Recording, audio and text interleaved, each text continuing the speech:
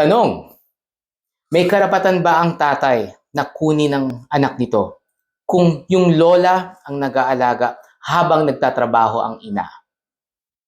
Ang sagot, it depends. It depends sa alin? Sa tatlong bagay. Una, kung kasal, kung hindi kasal, at kung may kasunduan tungkol sa kustodiya. Kung kasal kasi ang magulang, may karapatan yung tatay na kunin yung anak niya. Bakit? Equal kasi ang parental authority at custody ng nanay at tatay sa kanilang anak kung kasal sila.